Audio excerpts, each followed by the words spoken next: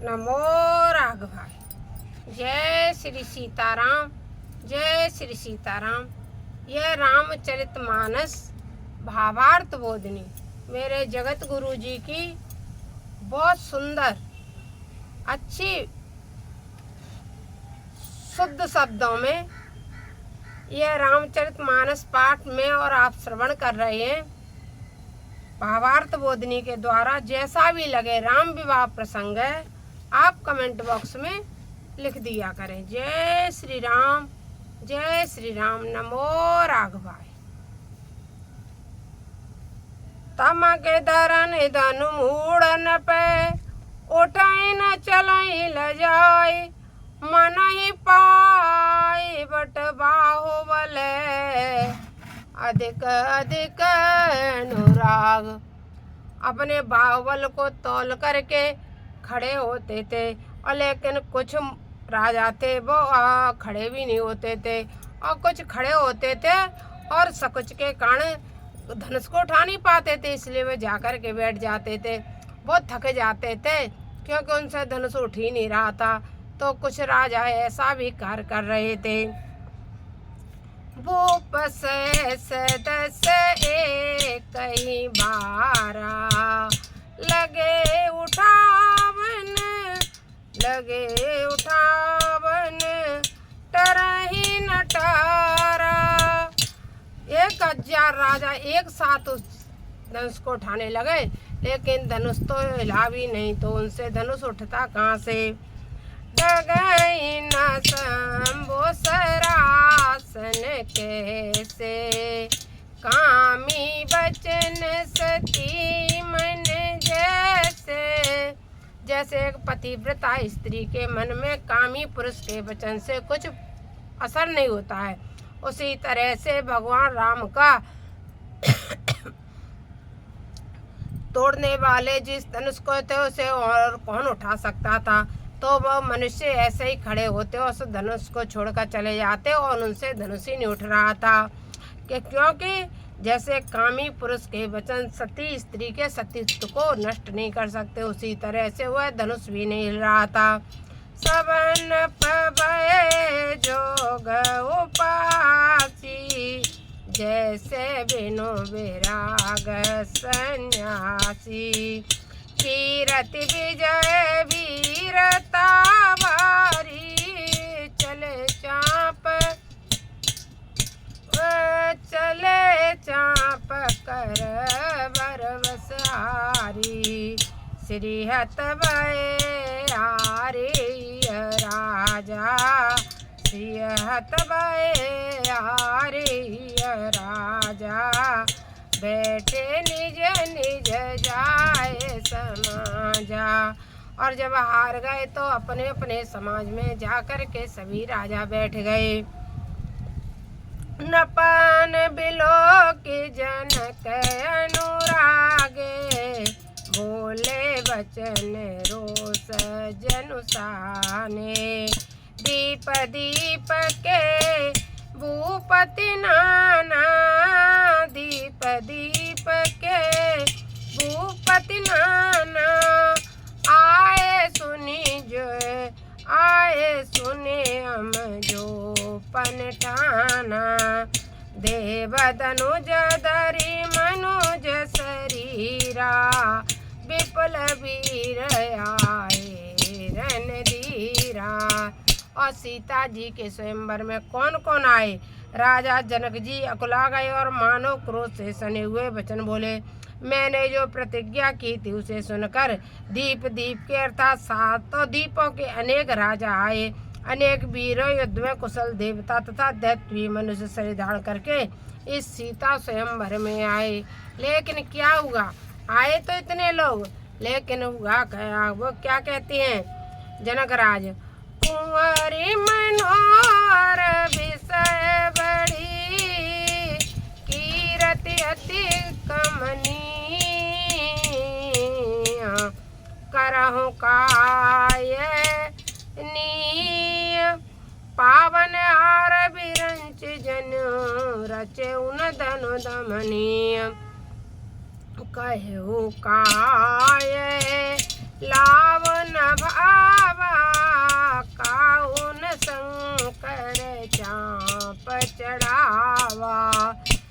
रहु चढ़ायब टकोर सुहाती, तिल भरी भूमि न सके ओ छोड़ाए।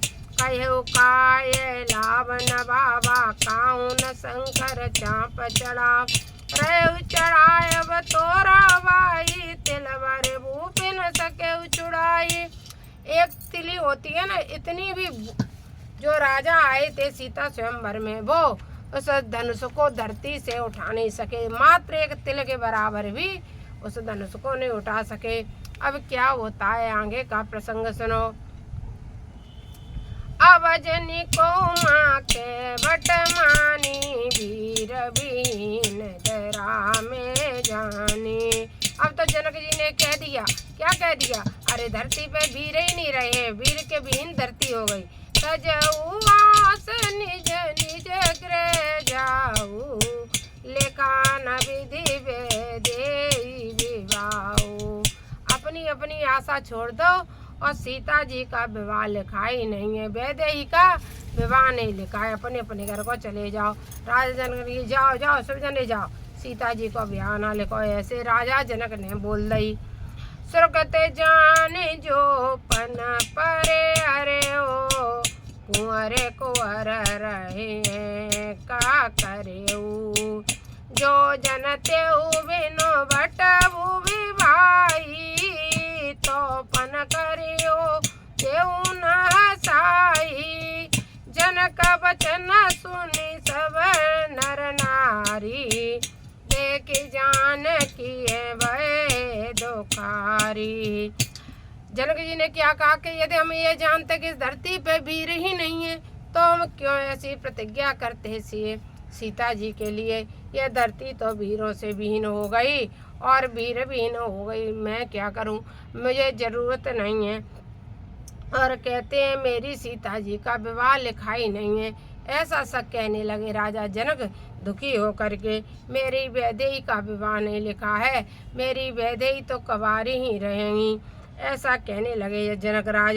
कहीं न सकहीं रघुवीर डर, लगे वचन जनुबान। नाय राम पद कमल सिर, बोले गिरा प्रमाण। जब उन्होंने ऐसी बात कही तो क्रोध में भर कर के लक्ष्मण जी राम जी की वजह से चुप थे। लेकिन भगवान फिर भी लक्ष्मण जी अपने आप को रोक नहीं पाए, और रोक नहीं पाए तो लक्ष्मण जी फिर क्या बोल उठे, क्योंकि ऐसी बात कह दी नहीं कि धरती वीरों के विहीन हो गई, और मुझे पता होता तो मैं सीता जी का स्वयंवर नहीं करता। ऐसी बात सुन करके लक्ष्मण जी को क्रोध आ गया, और लक्ष्मण जी क्या बोले, रघुवंशिनी में जय जय, रघुवंशिनी में जय को होई, तय समाज कहीं न कोई। कही जनक जसी अनुचित, कही जनक जसी अनुचित बाता, विद्यमान रघुकुल मन जानी। और कहने लगे, हे जनक तुमने ऐसी बात कैसे कह दी, रघुवंशी में यदि एक भी रघुवंशी बैठा हुआ होता है तो ऐसी बात नहीं की जाती, क्योंकि रघुवंश की ऐसी रीति थी कि यहाँ बड़े बड़े तेज और प्रतापी राजा हमेशा होते रहे थे। ने कहा ऐसे राज समाज में रघुवंशियों में कोई एक भी बैठा हुआ हो ना, रहु के थे ना वंशज भगवान राम, तो वहाँ ऐसी बात नहीं कही जाती। आपने ये बात अनुचित कैसे कही दी। वंशज जनक पे नाराज है रहे। लक्ष्मण जी बहुत तेज गुस्सा आ गई। लक्ष्मण जी ने मतलब जैसे अपने कहा बहुत गुस्सा रुके नहीं, वैसे लक्ष्मण जी की गुस्सा रुके ना रही, यहाँ रुक ना रही। और लक्ष्मण जी कह रहे क्या रे ऐसी बात कैसे कह दी, तो पता ना जरा रघुवंशी बैठे हैं और रघुवंशी इनके समाज में कोई ऐसी बात का तो है का, ऐसे भगवान ने कह दी। जब लक्ष्मण जी इतने क्रोध में है कि ऐसी बात कही, फिर क्या हुआ आगे। सुनऊ बान कुल पंकज बानु, कयऊ स्वभाव न कछु अभिमानु। जो तुम्हारे अनुशासन पावो, जो तुम्हारे अनुशासन पावो, कंद कैव ब्रह्मांड उठावो। कदुआ जानता हो, कदुआ के समान हो जा ब्रह्मांड उठाए के। और क्या करो, काचे घट जिम्मे डारो फोरी, सकहूँ मेरो मूलक जिम्मे तोरी। एक कच्चे घड़े के समान फोड़ दूं, इसे मैं कदुआ के समान तोड़ दूं, मैं इस ब्रह्मांड का सबको समाप्त कर दूं। तब प्रताप महिमा भगवान का बापुरो पिनाक पुराना। अरे मेरे भगवान राम के सामने ये पुराना धनुष किस काम का है? ये पुराने धनुष की आप ऐसी बात करते हो। नात जाने अस आयो सो, कौतुक करो बिलो किए सो। कमल नाल जिमी चाप चढ़ावो, जो जन सत प्रमाण ले धावो। इस धनुष पे तमंचा चढ़ा के 7 योजन तक मैं चला जाऊं। क्या कह रहे हैं जनक राज? सिर्फ भगवान आप आज्ञा दे दो, मैं इसे कौतुक दिखा दूं, मैं ऐसा ऐसा कौतुक कर दूं। ऐसे लक्ष्मण जी कह रहे हैं कि मैं अनेक अनेक कौतुक दिखा सकता हूं। तोरो छात्रक दंड जिमी तप ताप बलनाथ, जो न करो प्रभु पद सपत, पुण्य न धरो धनु हाथ। अगर मैं भगवान राम की शपथ कहता हूँ, यदि मैं कई किलोमीटर दूर तक चला जाऊँ इस धनुष को लेकर के, मैं इतना न कर सकूं, तो मैं अपने भाई तो मैं इस धनुष को अपना जो ले रखा था उसको मैं कभी नहीं लूँगा अपने हाथ में। ऐसे ही भगवान कहने लगे। ऐसे ही कभी कभी आपने हमारे गुरुदेव को देखा होगा, यदि किसी को चैलेंज करते हैं या गुस्सा में आकर कहते तो कहते हैं, अगर ये बात असत्य निकला तो मैं अपना दंड फेंक दूंगा। गुरुजी ऐसे कहते हैं, जब भी कहते हैं तो ऐसे ही कहते हैं, मैं इस दंड को भी फेंक दूंगा। क्या बात करते हो? ऐसे कहते हैं। ऐसे लक्ष्मण जी कह रहे हैं कि क्या बात करते हो, मैं इस अपने धनुष को भी निधारण करूंगा। तोरो छत्र का दंड जिमी तब प्रताप बलनाथ, जो न करो प्रभु पद शपथ, पुण्य न धरो धनुआत। लखन सकोप वचन जब बोले, डगमगाए दीख मही डोले। सकलो लोक सब भूपड़ राने, सिया रस जनक सकुचान। गुरुपति सब मुनि मय माय, गुरु रघुपति सब मुनि मन माही। मुंदित भये पुण्य पुण्य पुलकाई, नहीं रघुपति लखन निवारे। प्रेम सवेत निकट बैठारे, नहीं रघुपति लखन निवारे। प्रेम समेत निकट बैठारे। विश्वामित्र समय सुभ जानी, बोले अति स्नेह मय बानी। उठो राम भंजो भव चापा, मेटहु तात जनक परिताप। उठो राम भंजो भव चापा, मेटहु तात जनक परिताप। सुन गुरु बचन चरण सिर नावा, हर्ष विषादन कचूरया। प्राण भये उठ सहज सुहाए, ठबन जुवा मृग राज लजाए। उदित उदयगिरि मंच पर, राजतर मंच पर। रघुवर बाल पतंग, विगसे संत सरोज सब। अरसे लोचन वृंद। अब क्या था? उच्चालय पर श्री राम रूप बाल रूप सुरुदित हुए, तब संत रूप कमल विकसित हो गए, लिख गए और सबके नेत्र रूप भ्रमण प्रसन्न हो गए। फिर क्या था? गुरु ने आज्ञा शुभ अवसर जानकर जब लक्ष्मण जी ने क्रोध किया तो गुरु जी जान गए कि अब समय आ गया धनुष तोड़ने का, तो राम जी को आज्ञा दे दी। राम खड़े हो गए और राम जी को देखते ही कुछ राजा हर्षित हो गए कि चलो अब धनुष टूटेगा, क्योंकि यह तो स्वयं परम ब्रह्म परमात्मा है, ये सब कुछ कर सकते। 3 पग में तो पूरा ब्रह्मांड नाच सकते हैं, राजा बलि को चल सकते हैं, सब कुछ कर सकते हैं, इसलिए ताड़का स्वायु को मार सकते हैं, तो क्या नहीं कर सकते।